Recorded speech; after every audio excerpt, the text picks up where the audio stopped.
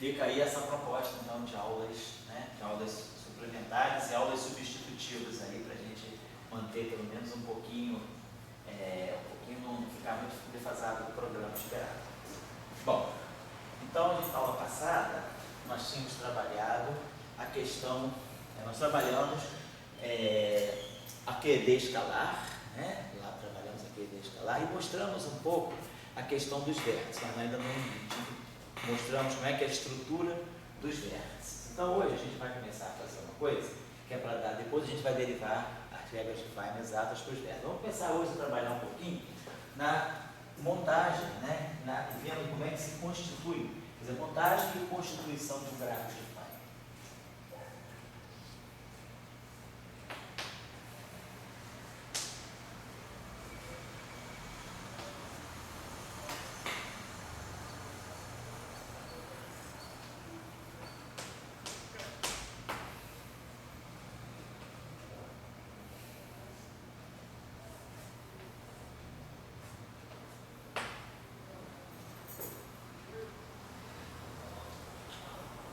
Então, para não ficar sempre escrevendo muito, botar GF é gráfico de Feynman. Então, nós tínhamos visto, né, já tínhamos estudado com certo detalhe, os propagadores, as funções de dois pontos. E viu na aula passada também que os vértices marcam, né, as linhas de interação, que são os pontos de encontro de campos no mesmo ponto do espaço-tempo, marcam os vértices de interação. Então, essa assim, são os dois elementos básicos que a gente usa na chamada teoria de perturbações. Bom, então vamos supor um exemplo só para a gente aplicar e depois a gente vai começar a generalizar, sistematizar. Agora é só para a gente sentir como é que a coisa funciona. Vamos supor, por exemplo, que eu tenho então um modelo com campo escalar. Tá? Só para a gente treinar um pouco. Então, por exemplo, eu vou pegar um campo escalar real, com aquela ideinha, né? Campo escalar real, massivo, e ao quadrado, só para servir de um modelinho de brincadeira. Então, vamos colocar aqui os dois vértices, vamos colocar aqui um vértice lambda, Φ3, e vamos colocar aqui o vértice lambda Φ4.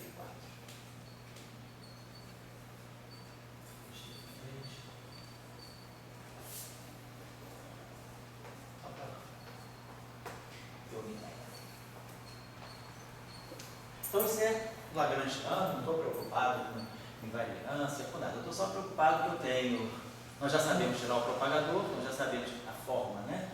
O tipo de propagador que a gente tem e os vértices. Então nós já tínhamos visto o seguinte, temos aqui um trivértice e temos aqui um quadrivértice.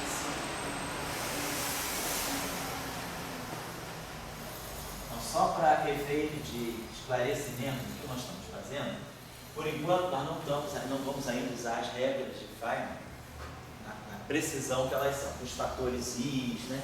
Nós estamos só colocando genericamente a estrutura de um gráfico de Feynman, como é que a gente monta, como é que aparecem os propagadores e como é que aparecem as interações, e o que basicamente nós vamos estar interessados em fazer, em ver é como é que no espaço das configurações eu vejo a estrutura de um gráfico de Feynman no espaço dos momentos, porque tem toda aquela discussão, aparecem os propagadores, nós vamos ter loops, então vamos dar uma olhadinha na estrutura de um gráfico de Feynman. Primeiro a gente vai montar o gráfico de Feynman no espaço de configurações e depois a gente vai para o espaço dos momentos. E a gente já viu que o setor livre, né? Aqui é o setor livre, esse setor livre aqui simplesmente dá os propagadores. Então, setor livre, ele nos dá os propagadores. E o setor de interações é que vai marcar para a gente. Esse caso aqui é um propagador. É um propagador só. E o setor de vértice é que vai dar para a gente as interações. E a gente vai pensar o seguinte, o lagrangiano está dentro de uma ação. O que a gente tem, na verdade, é isso aqui. Ação, se não tem x de 4 dimensões, é a integral do lagrangiano, a densidade lagrangiana. Então vamos pensar o seguinte, a gente vai montar a ideia de um gráfico de Feynman é que ele pode representar um processo a partir de um vértice. O vértice marca uma interação. Tem 3 campos de interação. Então vamos pensar. Por exemplo, nesse vértice, né? Aqui a constante de acoplamento é G e aqui a constante de acoplamento é lambda. Então, por exemplo, esse vértice aqui, ele tem 3 campos de interação. Vou colocar uma coisa assim. De repente, por exemplo, esse campo aqui, ele pode se propagar. Então eu poderia ter 2 campos de interação. Esse campo aqui, ele pode, por exemplo, tem vértice, tem um outro vértice aqui, tem um trivértice aqui. Eu posso ter um outro ponto do espaço, um trivértice aqui, ou posso ter um quadrivértice aqui. Então esse campo aqui, eu posso, no momento que eu vou, a primeira coisa que a gente tem que fazer no gráfico de Feynman é saber selecionar o processo. Então a primeira etapa vamos botar aqui, selecionar, seleção do processo. Etapa 1.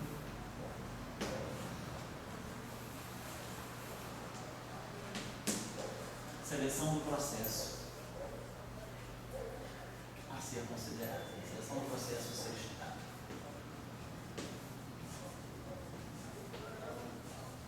Então, suponhamos que eu queira estudar um processo que fale, por exemplo, no espalhamento de 2 partículas. Suponhamos que esse campo φ esteja associado a uma partícula do tipo A.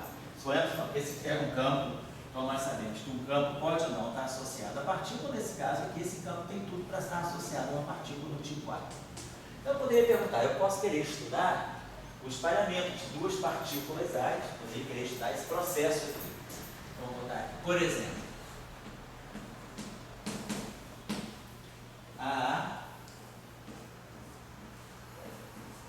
indo em AA. Então eu sei que no estado inicial eu vou ter 2 A's. No estado final eu vou ter 2 A's. Então, por exemplo, eu poderia pensar algo desse tipo. Esse objeto dos 2 A's, né? Eu tenho 2 partículas, eu tenho um espalhamento desse tipo, 2 A's. Eu tenho um vértice. Oi? Está chamando o que de A? Estou chamando a partícula associada a φ de A. Uma partícula A representada pelo campo φ. Essa partícula A é uma partícula massiva, escalar, neutra, massiva, é a partícula do tipo A. Então nós vamos fazer um espalhamento em que AA vá em AA.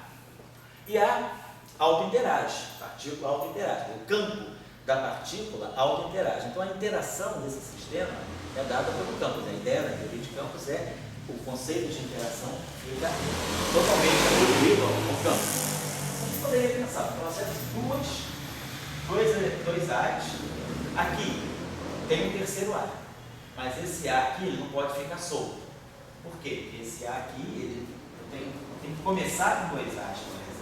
Né? Então, eu posso fazer o desenho também, sem nenhum problema. Só estou esquematicamente.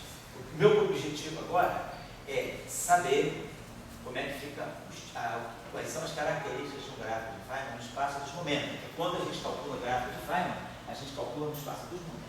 Então, eu quero só que vocês vejam nesse exemplo, num outro que eu vou dar, a passagem do espaço de configuração para o espaço dos momentos, e depois a gente vai dar as regras de Feynman já no espaço dos momentos, a gente vai trabalhar só no espaço dos momentos. O gráfico de Feynman a gente calcula no espaço dos momentos, pelo menos teoria de perturbação. Então, por exemplo, eu poderia ter esse processo aqui.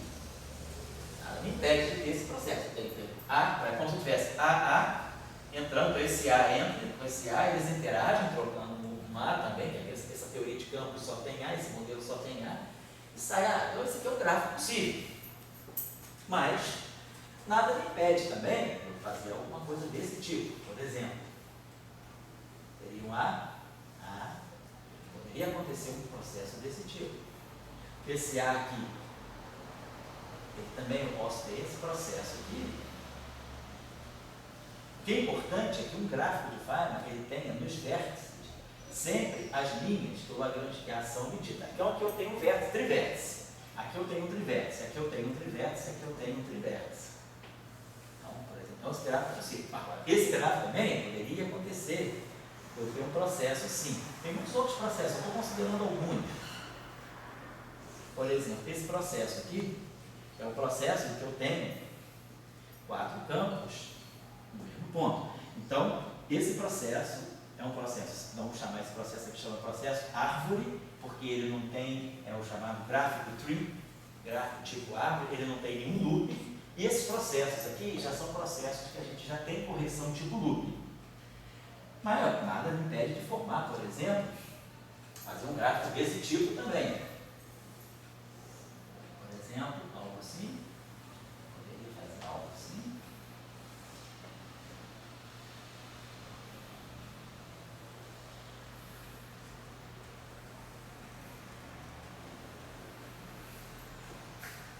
Então esse gráfico vem aqui, aí aqui tem uma interação, essa interação ela se desmembra para cá. Então, eu estou respeitando os versos trivértice, trivértice. Vem para cá, aqui trivértice. Só que aqui eu tenho um quadrivértice. Aqui também tem um quadrivértice. Então esse processo é possível. Agora esse processo tem 3 loops. Eu tenho um loop fechado aqui, um loop fechado aqui, um loop fechado aqui. Aqui eu tenho um loop, aqui eu tenho um loop. Eu poderia fazer um processo aqui, por exemplo, esse processo agora aqui, ó, teria 2 loops. Ele fecha aqui esse loop, fecha aqui esse loop. Por enquanto não se preocupe muito, qual gráfico que eu desenho, eu saio dando cabeçada por aí, desenhando. Não, depois a gente vai ver que tem uma sistemática até para desenhar os gráficos. Mas no momento a gente vai ver o seguinte, qual é a contribuição desses gráficos que tem mais loops. Então a gente observa o seguinte, nós vamos fazer a chamada teoria de perturbação. Então vamos supor sempre que a gente está trabalhando num regime onde as constantes de acoplamento são pequenas. Nem sempre isso é verdade, a gente pode ter esse problema, por exemplo, na QCD, onde a constante de acoplamento varia, as constantes de acoplamento das teorias variam, e eu posso ter um crescimento da constante de acoplamento no regime de baixas energias, que é a discussão do confinamento, a constante de acoplamento ser muito grande, e eu não poder mais fazer a teoria de perturbação. Mas nós estamos supondo que nós podemos fazer a teoria de perturbação. Então, vamos supor que nós estamos trabalhando num regime onde as constantes de acoplamento são pequenas. E aí a gente sabe que cada vértice ele carrega uma constante de acoplamento. Então esse gráfico aqui, ao fazer, ele vai carregar um lambda aqui, que é um trivértice, um G. Vai carregar um G aqui e vai carregar um G aqui. Então esse gráfico aqui, ele vai ser de ordem quadrática na constante de acoplamento. Esse gráfico aqui, por exemplo, ele carrega um G aqui, nesse vértice ele tem um G, nesse vértice ele tem um G, nesse vértice ele tem um G. Então esse gráfico aqui já é quarto na constante de acoplamento. Então, pode acontecer, eu achar, não, esse gráfico já é uma ordem perturbativa mais alta. Se G, por exemplo, for 10 a menos 1, G for uma constante de acoplamento pequena, 0,1, 0,01, G4 pode ser uma constante de acoplamento muito menor. Então, eu já começo a ver que os gráficos que têm mais vértices, eles carregam potências mais altas das constantes de acoplamento. Então, são gráficos que a gente já espera que na série perturbativa sejam menos relevantes, porque eles têm constante de acoplamento elevada a uma potência mais alta. Então, a gente já está começando a perceber que o aparecimento de mais vértices, o aparecimento de mais loops, né, ele pode estar indicando a presença de mais constante de acoplamento. Então, aqui eu tenho G. Aqui eu tenho 4 campos no mesmo ponto. Então, esse vértice aqui ele carrega um lambda. Esse vértice aqui carrega um G. Esse aqui outro G, outro G. Então, esse gráfico aqui ele já é de ordem G4 lambda. Então, também deve ser um gráfico já que tem 5 constantes de acoplamento. Então, deve ser um gráfico um pouquinho menor. Esse aqui vai ter ó, lambda, lambda, lambda, lambda. Então, ele tem G4, Gs, G4. E aqui tem lambda e lambda. Então, tem G4, lambda 2. Então, esse gráfico já é uma potência sextupla na constante de acoplamento. Então a gente já espera que esse seja um gráfico que vai ser uma correção muito baixa. Ele já vai dar uma correção, já é uma série perturbativa nas constantes de acoplamento, ele é pequeno. Agora nós vamos entender o seguinte, que não é só a constante de acoplamento que domina o gráfico de Feynman, que regula, vamos dizer assim, que regula o valor do gráfico de Feynman. Nós vamos ver daqui a pouco que aparece uma coisa, sobretudo nos gráficos que tem loops, as integrais no espaço dos momenta. E essas integrais no espaço dos momenta podem divergir, podem ser finitas, é o que vai dar origem a todo o problema da divergência ultravioleta. Eu estou só querendo colocar para vocês que quando a gente seleciona um processo para a gente estudar, a gente tem que ver todos os possíveis gráficos que eu posso desenhar, porque qual é o meu ponto de de partida é estudar esse processo. Então eu tenho que começar, eu tenho que ter no início 2 linhas de A e no final 2 linhas de A. Então é como se eu tivesse isso assim. Vamos ver, esquematicamente eu estou representando esse espalhamento aqui. A, entra uma partícula A, entra outra partícula A, sai uma partícula A e sai outra partícula A. É esse processo aqui que eu estou querendo estudar. O espalhamento AA levando em AA. Então aqui, nessa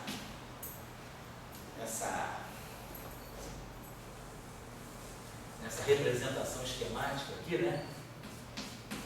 Essa bolinha ali, eu estou colocando processos que, eu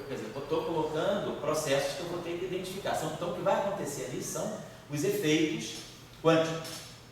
Então eu estou vendo que AA pode ir em AA dessa forma aqui,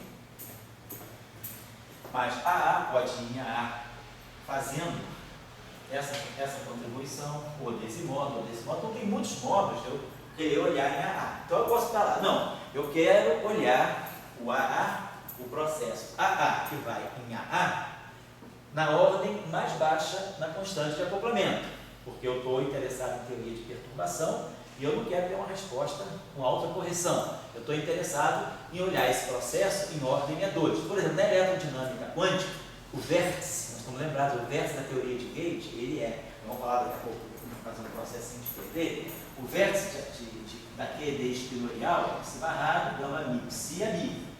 E a constante de acoplamento que aparece no vértice é a carga do elétron.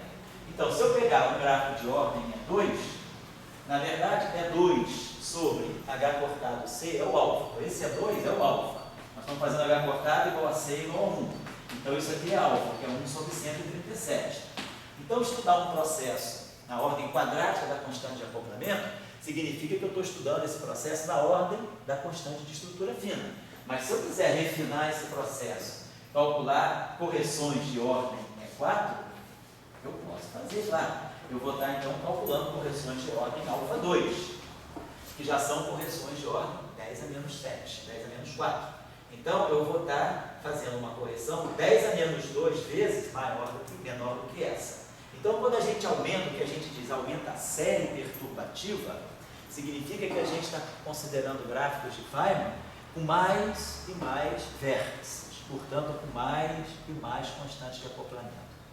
No final da aula de hoje, a gente vai ver que tem um outro parâmetro que está escondido dentro dos gráficos de Feynman, mas que nós não estamos vendo, porque nós fizemos H cortado igual a 1, que é a constante de Planck.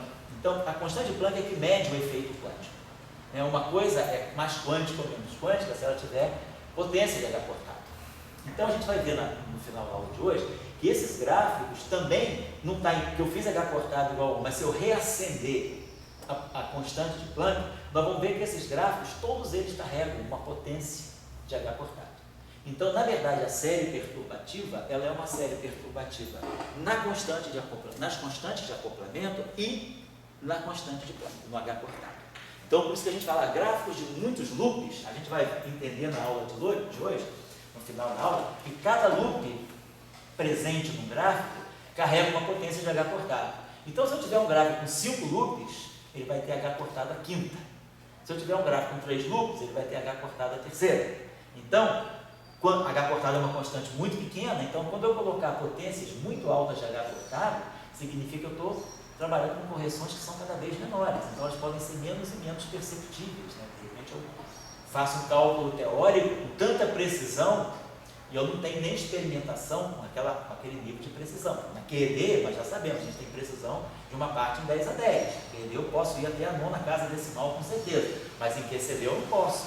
Nem na teoria eletrofraca, nos processos na teoria fraca, eu vou até a 3ª casa decimal no máximo. Então, não adianta também ficar colocando gráficos de super ordens acima, porque eu vou começar a gerar correções imperceptíveis do ponto... Quer dizer, não é imperceptível, mas que eu ainda não consigo mensurar, imensuráveis ainda no atual estágio de observações. Então, está claro o conceito. Eu estou, então... Oi, tudo bem, cara? Eu estou, então, colocando gráficos, nós estamos começando a perceber que, quando eu seleciono um processo, eu tenho que começar a escrever os gráficos que correspondem àquele processo. O gráfico sempre mais simples que eu posso fazer é o chamado diagrama tipo árvore, que é o diagrama chamado, que a gente chama de tree level. Então, o diagrama do tipo árvore são sempre os diagramas de partida. Depois, nós começamos a corrigir com loops. Então, o tipo árvore não tem loop.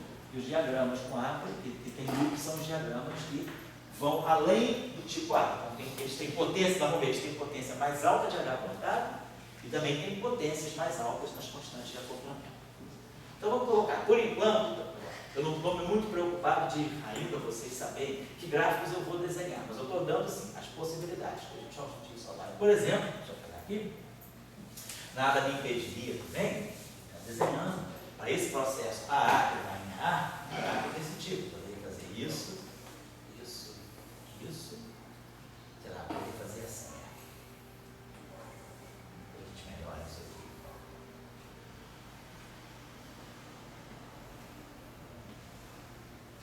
Então, eu estou usando lambda, G, lambda. Aqui eu tenho um verso. Esse gráfico é possível, por quê? Porque ele tem 4 linhas. No mesmo ponto, 1, 2, 3, 4, 1, 2, 3, 4. Então, isso aqui é um gráfico lambda de 4. Isso aqui é GF3. Então, esse gráfico aqui é de ordem G2, lambda 2. Agora, eu não poderia desenhar um gráfico assim. Por quê? Porque aí eu teria nesse vértice 1, 2, 3, 4, 5 linhas. 1, 2, 3. Opa, aqui não. 1, 2, 3, 4. Aqui tem 1, 2, 3, 4. 1, 2. Aqui eu tinha esquecido. Aqui tem 1, 2, 3, 4. Então, se eu colocasse isso aqui, apareceria uma quinta linha. Aqui, ó, 1, 2, 3, 4. Se eu colocasse aqui, apareceria. Então, esse vértice aqui, ele é impossível desse ponto de vista. Ele tem 5 linhas. Ó. 1, 2, 3, 4, 5. 1, 2, 3, 4, 5. Então, não tem vértice 5. Então, eu não posso desenhar um gráfico com 5 linhas convergindo no mesmo ponto. Esse gráfico só seria possível se eu tivesse um termo novo aqui, sei lá, um F5. Tá? Então, a gente tem que ver que isso a gente já tinha levantado um pouco na aula passada. A diferença da QED escalar para a QED espinorial. Justamente na QED espinorial, a gente tem sempre dois vértices, 2 campos de matéria e um campo de gauge. O que caracteriza a QED espinorial é 2 linhas fermiônicas e uma linha de fóton no mesmo ponto. Porém, quando a gente olhava a QED escalar, a gente via que o campo escalar ele podia interagir com o campo de gauge de 2 maneiras. Eu poderia ter 2 campos escalares interagindo com o campo vetorial, ou poderia também ter 2 campos escalares interagindo com dois fótons. Ou poderia também, nessa teoria, eu não expliquei direito porquê, mas eu só chamei a atenção para o fato de que eu posso também ter uma interação de 4 escalares, que é aquilo que ficou claro no trabalho do Salange, 51, que é para renormalizabilidade. A QED escalar, ela pede que haja um vértice, além dos vértices de gauge, que é o vértice de alto acoplamento da matéria. Então, na QED escalar, a gente teria que fazer os gráficos baseados nesse tipo de vértice. Certo? Então, os vértices, eles definem, né, os tipos de gráfico que a gente vai poder desenhar. Tá claro? Então, vamos supor, então, aí nós queríamos fazer uma observação? Os processos que vai em A, tá, esse espalhamento. O que é a questão de usar a lagrangiana e o que é a questão de usar as equações de movimento? Certo. Você no curso de quarta-feira fala muito das equações de movimento. Isso. E daí você tira toda a tua física daquelas equações de movimento que você tirou. Agora aqui você já começa a tirar toda uma física em cima de uma lagrangiana. Isso. Você pega aquela lagrangiana, vai achar uma fórmula matemática para ela e vai fazer um gráfico. E as equações, elas ficam assim. Qual é o papel das equações? Qual é o papel das equações, como é que ela fica? Vamos chamar a atenção disso. Então, o que a gente está colocando aqui, agora, numa teoria clássica de campos, o que a gente tem são justamente as equações de campo, das quais a gente tira as configurações de campo. Nós usamos equações de campo com certas fontes externas, principalmente, condições de contorno, e aí a gente resolve as equações de campo, tira os campos, determina os campos, então são determinados univocamente pelas condições de contorno pelas distribuições de corrente, de fontes, pelas equações de movimento, pelas condições de controle. Eu fixo isso.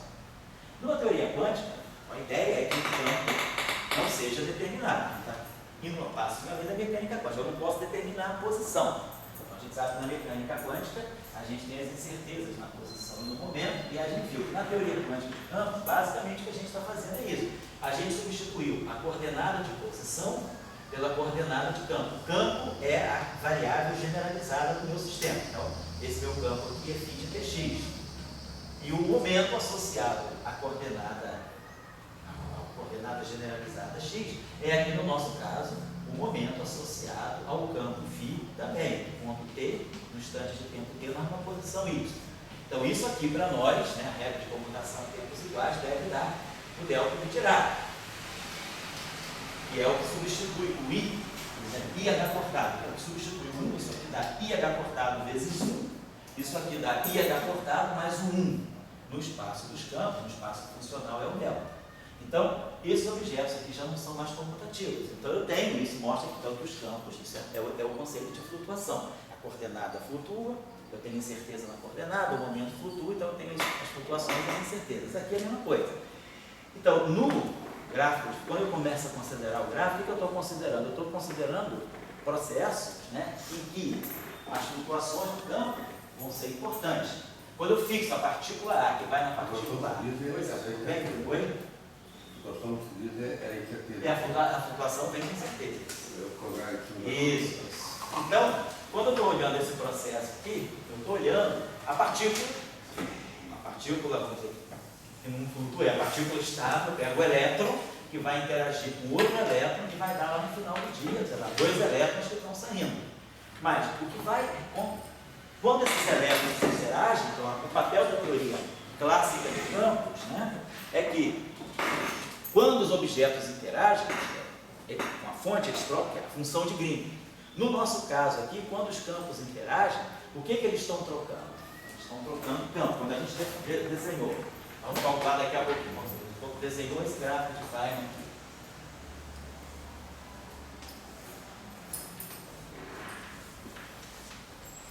O que está acontecendo? Essa partícula emite uma partícula. Essa partícula aqui se interage com outras duas, depois ela volta, essas duas voltam a se cancelar e ficar essa linha. E aí, essa linha, essa partícula que está saindo aqui, ela também está trocando campo, né? Está trocando linhas de campo, está trocando o quê? Vamos manjar uma linha de campo, é o propagador, está trocando o propagador, está trocando então interação, está mandando informação daqui para cá, está tendo uma interação. A interação para nós, né, ela é mediada pelo propagador, que é a função de Green. Então, para nós, esse processo então, é o processo que não é determinado. Nós não temos aqui esse campo, esse objeto que está aqui, nós vamos ver já, porque a gente vai ter um problema com a conservação do momento, né? A gente vai ver que esse objeto que está aqui, ele já não satisfaz mais a condição de movimento, as condições compatíveis com a equação de movimento. Esse objeto que está aqui é uma partícula A, física, portanto ela tem massa M. Então o momento dela, o P2 dela tem que ser igual a M2. Quando a gente for olhar todas essas partículas que estão fora das linhas externas, ou seja, que são o efeito da quantização, tudo isso que está aqui, o processo físico é esse, é A com A saindo em A com A. O que acontece aqui no meio, como a gente representou esquematicamente, o que acontece aqui dentro são os processos quânticos virtuais que estão dando a contribuição para essa interação. Quer dizer, a interação de A que vai em A é dada por processos quânticos associados aos campos, ou seja, processos virtuais associados aos campos quânticos. E aí a gente vai ver que, por exemplo, essa linha aqui corresponde a uma linha de propagação da partícula A. Mas a gente vai ver que nessa linha aqui, o K2 não é igual ao M2. O P2 dessa partícula aqui não é igual ao M2, então essa partícula não é a partícula física. Então as partículas que são trocadas aqui dentro, elas não podem satisfazer as equações de movimento. As equações de movimento, elas vão fixar a relação entre energia e momento. E a partícula física, a partícula A, o setor livre, né? É isso aqui, P2 igual a M2.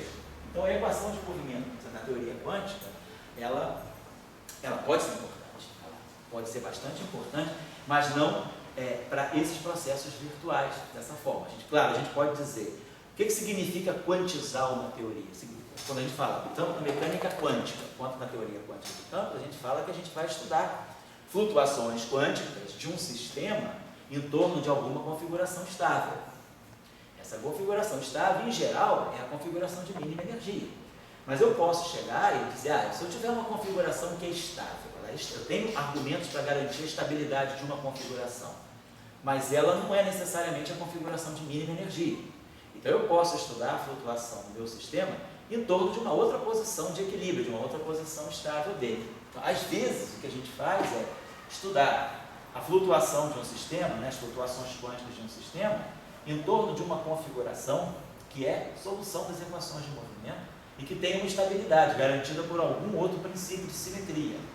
E aí, as equações de movimento vão dar soluções que vão ser importantes para eu saber em torno de que o meu sistema vai oscilar. Então, a equação de movimento ela também não é tão negligenciada assim na teoria quântica.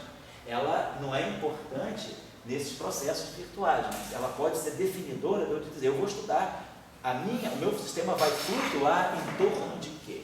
Em torno da posição de mínima energia que ele pode ter, da configuração de mínima energia, ou em torno, de repente, de uma outra configuração que não é de mínima energia, mas que tem uma estabilidade. Eu posso ter, por exemplo, uma solução que são chamadas de configurações topológicas, né? Tipo solitons, tipo monopolos, né? Tipo instantons, que não são configurações de mínima energia, mas são configurações estáveis. Elas têm alguma estabilidade devido a alguma lei de conservação, que não é a lei de conservação de energia, mas uma outra lei de conservação. Então a equação de movimento também desempenha um papel importante. Tá? Se você pudesse sempre nos caracterizar, porque eu, por exemplo, vou dizer o que eu entendo.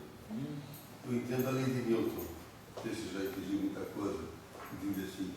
Mas depois, quando você vê as equações de Maxwell, elas têm um divergente de E igual a rho, que é uma lei de Newton, assim. Sim. Mas depois elas trazem também a densidade Bianchi. E depois a teoria de Gauge traz também o teorema de Necker. Então, na teoria clássica, tem três tipos de equações, que duas são além das equações de movimento. Então, vamos dizer, a gente tem equação de movimento por Newton, mas ali você tem que ter uma brecha de abertura mental para ter mais duas equações. Então, você está com o motor, como é que funciona o motor? E ela lei de Faraday. Quando você passa para cá, que você já desenha a gráfica a partir daquela lagrangiana, o que acontece é o seguinte, o que eu pergunto é o seguinte, aquela lagrangiana, ela sabe que tem uma lei de Faraday? Então, se ela não sabe que ela tem uma lei de Faraday, você puxa gráficos aqui, sem saber que tem uma lei de Faraday. Então, quem está ali fazendo partículas espalhadas, dispositivos, esquecem, mas não está ali fazendo um motor. Então, enquanto a gente pudesse passo a passo para... O que a gente deveria pensar seria o seguinte... Não sei se estou claro. Não, está claro. Porque você diz, quando eu olho para o propagador, todo mundo lembra das aulas que a gente fez aí de QD, fiz tutorial e QD escalar. Quando a gente tirou o propagador de fóton, gauge de Higgs, discutiu o campo de fóton acoplado, mixado com o campo de Higgs, colocou gauge unitário, gauge RX, fiz uma opção de coisa. Em nenhum momento a gente cogitou as identidades de Bianchi. Em nenhum momento a gente cogitou as identidades de Bianchi. Agora a pergunta é, como o Dória está colocando, será que o lagrangiano, a ação, sabe que eu tenho a identidade de Bianchi? Porque a identidade de Bianchi ela não está no princípio variacional, ela é uma identidade que vem, é um reflexo da simetria. Mas aonde é que a identidade de Bianchi deve estar sendo implicitamente usada? O campo está no lagrangiano, e o lagrangiano tem uma simetria. Então, a simetria, ela está implicitamente carregando a informação sobre a identidade de Bianchi. E eu não falei com vocês isso ainda, mas mais à frente a gente vai ver que a simetria, ela está por trás dessa identidade de Lyapunov tem. Isso é uma parte importante. Oi? O análogo quântico da lei de conservação. Então, de qualquer maneira, o campo, quando a gente fala do campo amigo, tem aquela simetria, né? Tem a simetria que joga fora os zero, tem a simetria de gauge.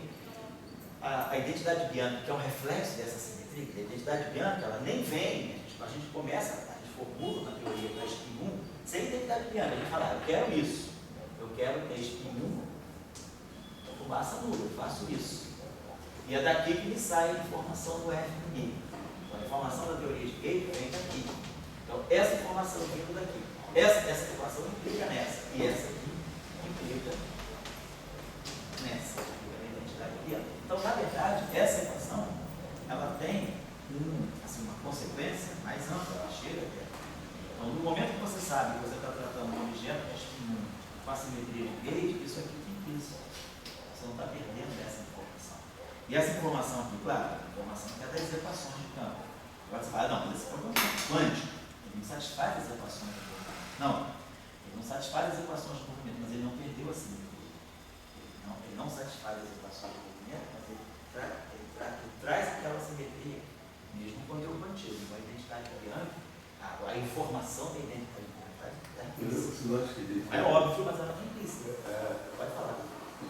Eu entendo claramente que a identidade de assimetria, que seria o teorema de Necker, lá na coisa, estaria na identidade do Borges, que está tentando mostrar aqui. Então, vamos dizer, eu sou um ferreiro. O ferreiro ele trabalha com instrumentos.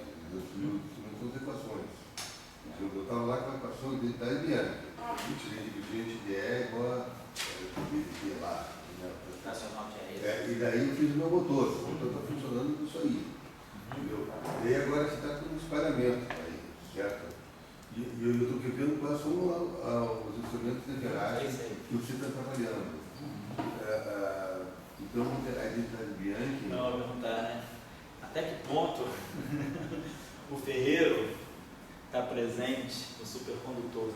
Você quer ver o papel do ferreiro na hora que você tem um trem suspenso. Então, onde é que eu estou vendo o ferreiro na hora que eu tenho um trem? Ou na hora, no efeito Hall quântico, onde é que está o ferreiro? Então, a gente está... É isso mesmo. Ou na antena. A antena está emitindo radiação. Você está recebendo ligação celular da Grenoble agora. Cadê o ferreiro? É a onda eletromagnética. Cadê o ferreiro? Né? Você está querendo saber. Você não quer perder... Você não quer perder... O fio do ferreiro. Falando com o Grenoble. Alô, Grenoble. Daí você vai lá no ferreiro, as ondas eletromagnéticas, está lembrando de E, B, né? E ele é função de uma equação de movimento como a identidade de Bianchi. As duas do ferreiro, então tudo ali tem tudo aí. Eu vi umas equações básicas e... Então tá, então vamos ser mais radicais ainda. Onde é que está o ferreiro no LHC? Está procurando um ferreiro, procura-se um ferreiro no LHC. No LHC tem esse processo, onde é mais, é menos, né? Vamos fora outro, né? Então, onde é que está o ferreiro? Está querendo saber, tem ferreiro lá no LHC, né? Onde está a mão do ferreiro, né? Então é isso, então, aonde que está, quer dizer, na verdade, eu vou lá indicar, aonde é que está a simetria? Na verdade, é essa questão. Fala aí. Eu ia dizer assim, não sei o que ele tem pelo ferreiro, se é a equação de movimento aqui. É a equação de movimento, que não é a dinâmica, que não é o princípio variacional. Porque eu digo assim, a teoria de campo, a mecânica quântica, ela já tem, digamos assim, uma perspectiva filosófica diferente da clássica. E a teoria de campo já tem diferente da quântica. Porque tipo, na quântica você já perde o F igual a MA. Você tem o F igual a MA que você tem a equação de Schrödinger, mas tudo bem, mas ela já é uma coisa, digamos assim, ela é determinística, mas ela é probabilisticamente determinística. Ela não é determinística como a mecânica clássica é determinística. E a teoria de campos eu acho que é pior ainda, porque tipo, a teoria de campos, na verdade, você tem uma teoria que a priori você não deveria ter, você não tem equação diferencial nenhuma. Você tem uma série, digamos assim, de funções que, entre aspas, por coincidência, são identificadas como propagadores, como equações diferenciais. Mas nem precisaria ser a priori, né? Porque tipo, a priori, com relação de comutação de comutação. Entre aspas, né? Coincidentemente dá igual. Numa teoria de campos, o que você tem é um conjunto de probabilidades. Então, assim, é mais radical ainda, eu acho, até do que a mecânica quântica. Assim. É difícil achar o ferreiro por isso, eu acho. Assim. Exatamente, mas você tem simetrias ainda, né? As relações de comutação e descomutação.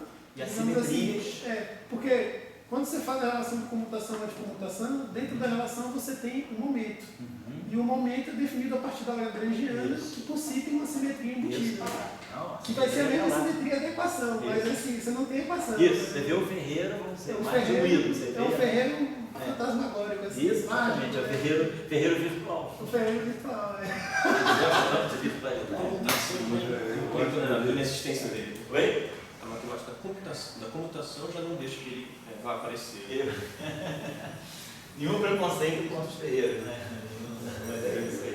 Agora eu posso fazer uma outra pergunta? Claro, deixa eu dar aquela conclusão.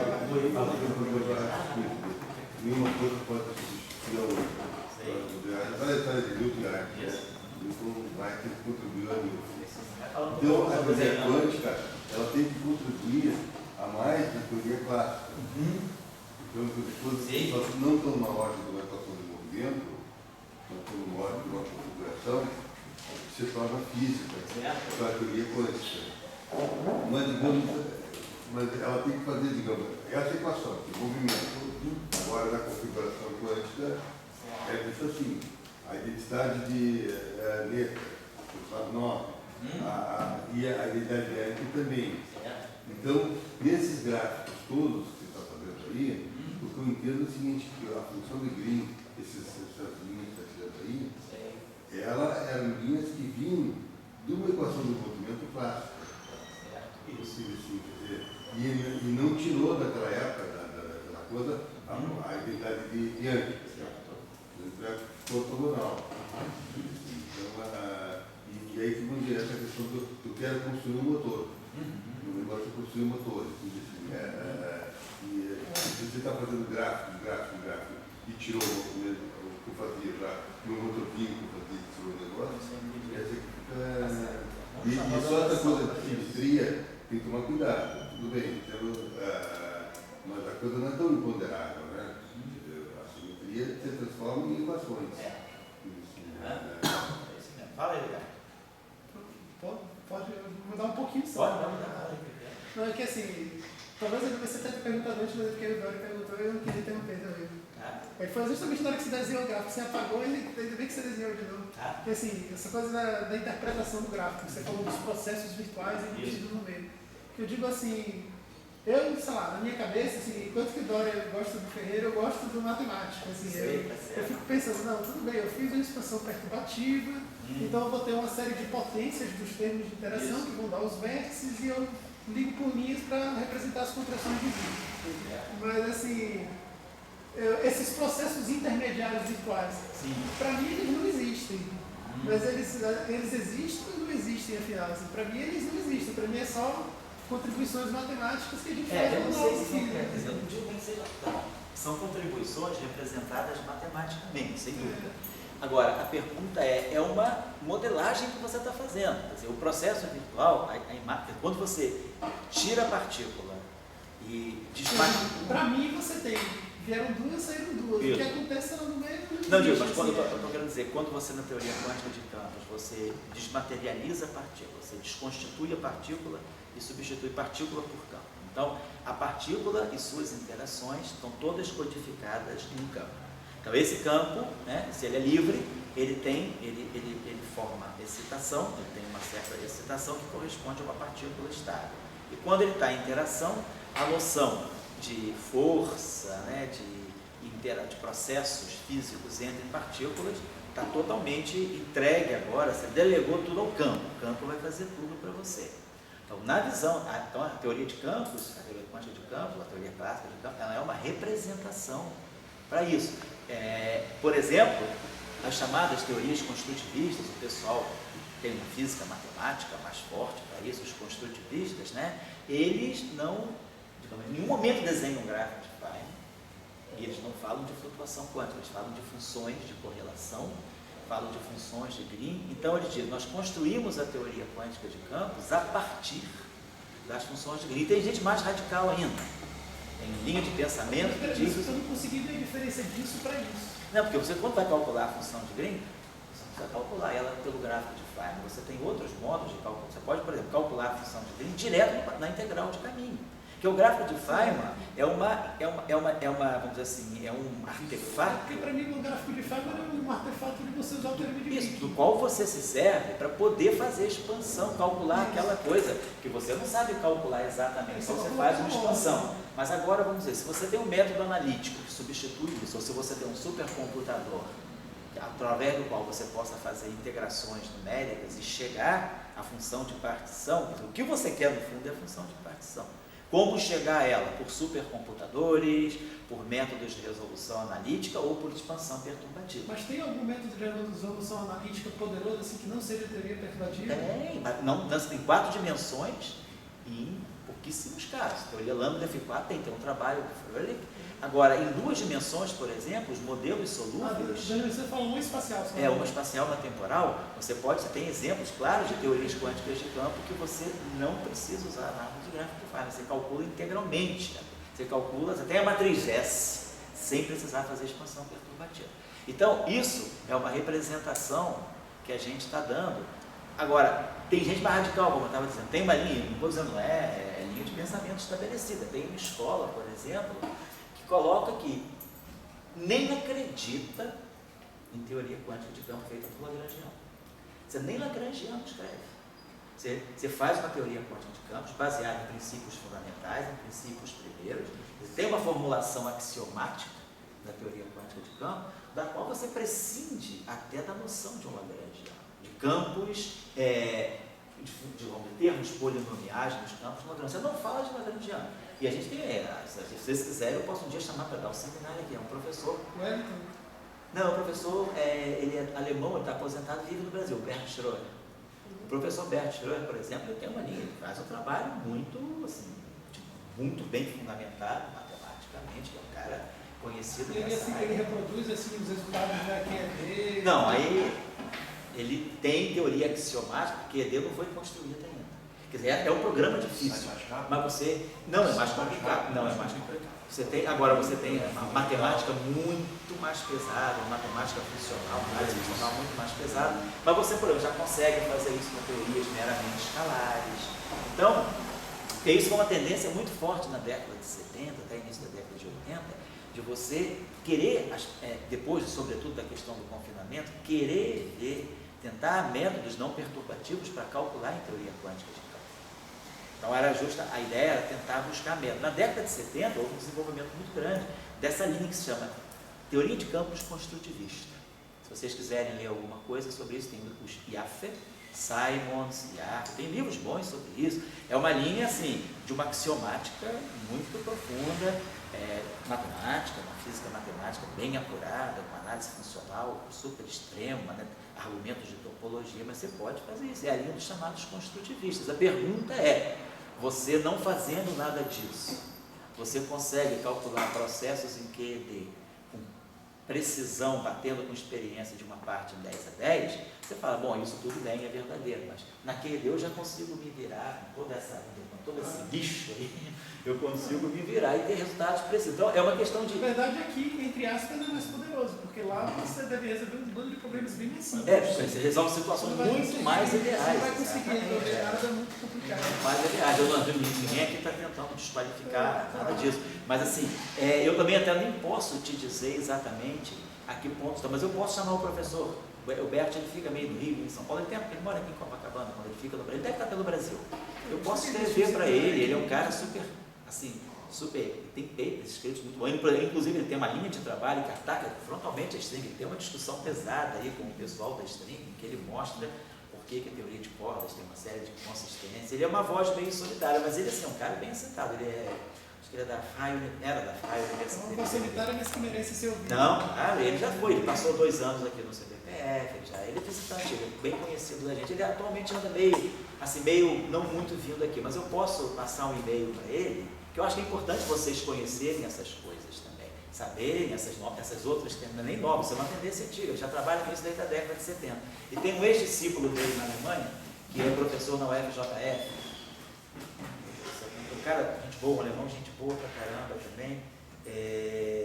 Esse alemão é professor lá e ele trabalha também nessa linha axiomática. Se o Bert não tiver aí, o professor Schröder não tiver aí, eu posso até escrever para o nosso colega, ele é um alemão, gente boa, tranquilo, um cara jovem ainda, posso pedir para ele vir fazer um seminário ali que ele mexe com essa linha, mas o Bert é mais radical ainda. Eu sei que a ideia do professor Bert Schröder é fazer teoria quântica de campo. Não existe, ele fala, Lagrangiano não existe, esse cara ali no quadro é um sonho. Ele tem trabalhos muito assim, citados sobre isso, né? É uma outra abordagem. Se vocês quiserem olhar na literatura também, tem até um livro, né? Do Jaffe, do Simons, né? Acho que é esse, pelo menos o gráfico tem um livro também do P.C.P. Whiteman, que o Whiteman é que é o pai dessas coisas, tem os axiomas de Whiteman, então você consegue fazer uma teoria quântica de campos com um ponto de vista baseado nos axiomas de Whiteman. Se vocês quiserem pegar a literatura, no livro, na biblioteca tem um livro do Whiteman. É um livro antigo, um livro da década, não sei se final da década de 60 ou da década de 70, que é Não, esse até que é compreensível. Olha, esse é. O Whiteman escreve super bem. Você lê, ele consegue comunicar tudo. Por isso até que eu estou citando ele. Eu abri ele quando eu estava na PUC. Ah, pois é, aquele tempo, gente, eu comecei a manipular esse livro lá em comecei a manipular por influência do Strauss. Tudo mais. Esse livro, então ali os axiomas de Whiteman, ele tenta mostrar que você consegue construir uma teoria quântica de campos a partir de axiomas fundamentais, sem precisar escrever lagrangiano, sem precisar desenhar um gráfico de Feynman sequer. O que é o São postulados? Não são postulados americanos, não são postulados. Tipo, exatamente. Ele fala do Oi? Diz que ela está local, eu acho que eu não tenho, não sei também. Mas assim, ele coloca, ele diz o que é uma função de Green, como é que é a função de Green, qual é o comportamento que a função de Green, as chamadas funções de correlação, as funções de Whiteman que ele fala, devem ter. Então tem uma série, eu não sou conhecedor do assunto, eu sou só assim, estou dando só a referência para vocês, eu nunca me detive muito sobre isso, mas é uma coisa assim, mas já que veio a tua pergunta, então, como você está falando, esses processos virtuais, isso tudo que a gente fala, isso tudo é uma representação que nós estamos propondo. É uma coisa matemática. É a matemática. Tem representação física. É um modelo físico consubstanciado por essa matemática. Que eu digo assim, na minha cabeça, não, que só para completar o raciocínio. Aí a gente fala, e o efeito Casimir? Quando a gente tem o efeito Casimir, que é isso aí, agora a gente está falando física experimental. A gente tem o efeito Casimir, o efeito Casimir dinâmico, que foi medido agora em setembro do ano passado. Então, física de efeito Casimir. Física mesmo, de laboratório, que está virando até tecnologia. Então, o efeito Casimir, o que acontece? Interação devido à flutuação do ar. Então, o efeito Casimir, a gente consegue ter um bom acordo entre teoria quântica de campos e efeito Casimir experimental, através dessa representação também de flutuações do ar, do gráfico de Feynman. Então, é uma coisa intrigante por isso, porque isso tudo pode não tá correto, mas dá o resultado certo. Então, louco não é. Tem alguma coisa. A questão... Oi? Até onde chega. Isso. Você vai até onde você vê. Os outros pontos. Até onde você chega. De repente, isso é bom para esses modelos. De repente, a gente não está entendendo a gravitação quântica, porque a gente está insistindo muito nisso. De repente, isso não é bom para todas as interações. Isso é bom para a interação eletromagnética. Isso consegue ser legal para a interação eletromagnética, para a interação fraca, parcialmente para a interação forte, mas não para a gravitacional. Pode ser uma visão. Nós estamos diante de uma dúvida. Nós estamos diante de um problema. E aí a gente pretende sobreviver. Então a física caminha assumindo, fecha o olho, vai em frente e depois a gente pensa, né? Mas aí tem uns caras que não fecham o olho. Que nem aquele cara do desenho animado, né? Ele não sabe que o abismo acabou, ele não isso, aí continua correndo, fica no ar, né? Ele depois que ele olha para baixo. Até cair, né? A gente está nessa situação, boa imagem, a gente está ali do abismo, ainda não caiu, mas está ali, ó. Deixa o LHC primeiro, depois do LHC a gente cai ou não cai, vamos ver, porque a gente ainda está com a perna no ar rolando. Mas existe a questão assim, sempre de princípios físicos. Isso, eu também eu acho que é um caminho virtual. O grande mérito através dela você colocar um letreiro reunindo um conjunto de princípios físicos. E além, sei, acreditando, não sei discutido quando não sei, mas é muito também identificado. Saulo tem trabalho até aposentadoria. Porque se você tudo você quer ver maneiramente, para realmente olhar os axiomas de Whiteman, que tratam de propriedades de cluster, tem uma série de propriedades sobre se realmente eles têm uma propriedade lá que eu acho que não vai, assim, com a minha ignorância no assunto, mas pelo aspecto que isso parece que é uma propriedade que ela eliminaria a questão do emaranhamento, que é essa chamada propriedade de cluster. Seria interessante você dar uma olhada depois nisso, pegar esse livro, desses axiomas, que você pode compreender. Esse livro é abordado. Esse livro do Whiteman, esse é um livro abordado. dá para você ler e dar os axiomas, você lê qual é, se isso tem, o que isso pode ter a ver com o movimento, por exemplo. Acho que é interessante. Essa abordagem, fala aí. Mas nessa abordagem, por exemplo, se eu tenho uma situação no local, eu tenho um termo não local na lagrangiana. Aí vamos dizer, em teoria quântica, em teoria lagrangiana, em formulação lagrangiana, em teoria de campo, você teria um termo não local. Mas o campo seria o mesmo ou tem alguma modificação? Porque o campo não, é o mesmo. Você pode colocar o campo sendo o mesmo, tudo bom? Você pode colocar o campo sendo o mesmo, o lagrangiano não local, ou você pode também colocar até um campo que é não local. Agora, o campo não local é mais complicado ainda do que o campo local no lagrangiano. Por que é mais complicado? Porque você definiu o que é o momento canônico associado a um campo localmente, você precisa de regras de comutação, aéreos, tempos iguais, então é uma complicação. O que é o campo ser não local, quantizar um campo não local é mais complicado ainda, eu acho que é mais ambíguo ainda do que quantizar uma teoria com campos locais, mas com um lagrangiano não local. Isso é menos. Eu não entendo o que seria então lagrangiano não local com campo local. É o campo local, isso é o campo local. É um campo que, para você determinar esse campo no instante t na posição x, você só precisa conhecer as vizinhanças imediatas desse ponto t e desse ponto x. Seria um campo não local, seria um campo em que o valor do campo, para eu conhecer o campo no instante t na posição x, eu vou precisar, vamos dizer assim, somar sobre uma região finita do espaço-tempo. Por exemplo, eu teria algo desse tipo, eu teria aqui um f de t, um f de y0, vamos dar essa y0 aqui, tá, um f de y', x'mi. As coordenadas x'mi são essas coordenadas aqui, as coordenadas y' são essas aqui. E aqui, um certo, sei lá, φ de y'. Vou colocar essa. Então isso está querendo dizer o quê? Que o meu campo, se esse meu campo é o campo fundamental, tem esse campo, eu preciso determinar esse campo nessa posição do espaço-tempo, mas ele não vai depender só do entorno imediato dele, ele vai depender, tem uma função aqui, que pode ser não nula numa região finita do espaço-tempo, de repente, por exemplo, meu ponto x'mi está aqui, meu ponto x'mi está aqui, e meu y' pode varrer toda essa região.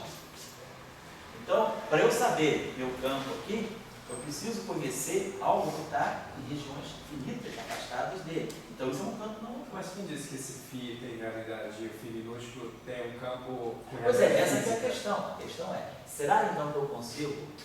Isso seria um campo não local. Agora a pergunta é, será que eu consigo fazer física em cima, quantizar esse campo? E se eu quantizar o φ pequenininho chamando ele de local? Esse aqui?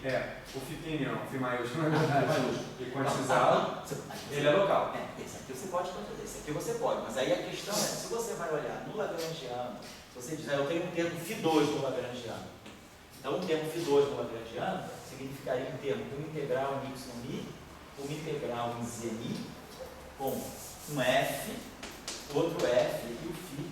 Então você joga isso aqui de uma forma natural. Aí você foi agora para o lagrangiano no local. Você quantiza esse, mas aí você está no lagrangiano no local. Mas então, eu não entendi a diferença de um campo não local e lagrangiano não local. Não, na verdade eu estou construindo um campo não local a partir de um campo local e quando eu substituo na lagrangiana, isso, não local. Claro, se você disser que o teu lagrangiano depende de φ ao quadrado. Então, se você disser que o teu lagrangiano depende de φ ao quadrado, isso que você está falando é verdade.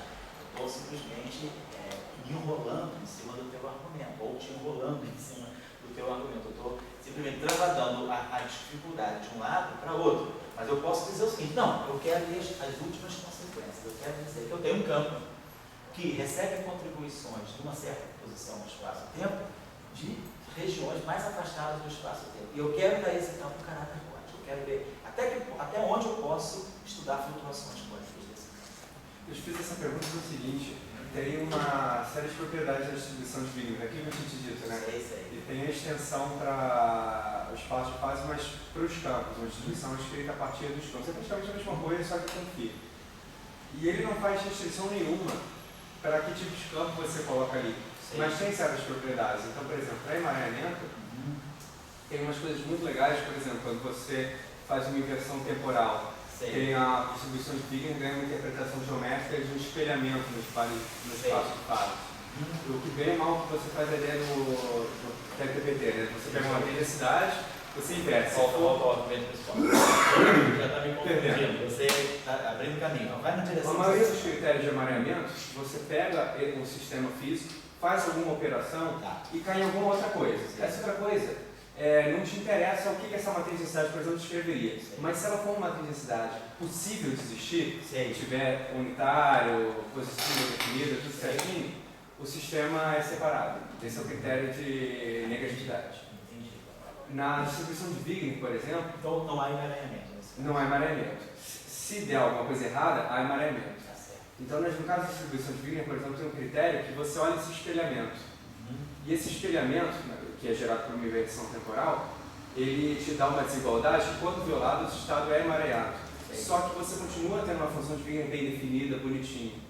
Eu acho que uma coisa legal para estudar, se é possível ter uma teoria não local, já que isso já é bem estabelecido, é pegar a distribuição de Wigner, só que para campos, substituir um campo não local, e se der certinho, a gente já seria legal se cresceria emaranhamento ou não para campos, como seria, mas talvez dê uma zica. Aí talvez seja uma prova que eu não possa, na verdade, ter campos físicos não locais. Pode ser. Você tem material para começar a pensar sobre isso? Tem, sim. Eu acho que é fácil de fazer. O artigo é bem simples. Começa a pensar. Vale a pena. Eu acho que vale a pena. O momento é esse. A gente está discutindo, a gente está nesse contexto aqui. O momento de discutir essas coisas agora. Inclusive, eu não sei isso. Então, é o momento que eu também não. Não, mas a gente vai aprendendo. Você sabe mais. Lá do emaranhamento está mais afinado para você. Aí eu vou passando. A gente vai vendo aqui as coisas com teoria, o aspecto da teoria de campo, e você vai fazendo a tradução pelo dicionário de emaranhamento. Isso é interessante, tá bom? Acho que então, assim, a gente está, como é que se diz assim, tudo que estava falando na aula passada, né? É a peça de teatro, né? Com a plateia interagindo, né? Com a própria obra, né? A coisa vai saindo. Bom, eu acho que é interessante pensar, sem dúvida. Eu vejo que cada vez mais tem havido interesse na discussão do emaranhamento em teoria quântica de campos. Eu estou sentindo vozes assim, eu vou no campo, seminário, a coisa está muito mais assim, mais efervescente do que há 2 anos atrás, por exemplo. Acho que é uma questão interessante. Bom, então, voltando aqui para a gente fazer a discussão do gráfico de Feynman, para a gente começar a ver como é que fica esse gráfico, a forma dele. E depois a gente não vai precisar fazer nada disso que eu vou fazer hoje. A gente já vai ter um mecanismo direto. Eu só quero mostrar para vocês como é que tudo surge para a gente poder fazer power calc, poder fazer uma série de deduções interessantes a partir desse exemplo aí. Então, seleção de um processo. Então, selecionamos um processo e nós sabemos que os vértices vão constituir, né, os processos virtuais que fazem intermediação desse processo. Então, para nós, aqui vamos dizer o seguinte, vamos chamar, esses são pontos do espaço-tempo. Então, estou colocando esse processo, ele está vindo diretamente da ação que eu apaguei aqui. Então, em cada ponto do espaço-tempo, isso aqui é uma interação. Então, aqui existe uma interação. Vamos chamar esse ponto de x, vamos fazer assim, vamos chamar esse ponto de x, y, z, w e vw. Então, eu tenho 4 pontos no espaço-tempo. 5 pontos no espaço-tempo.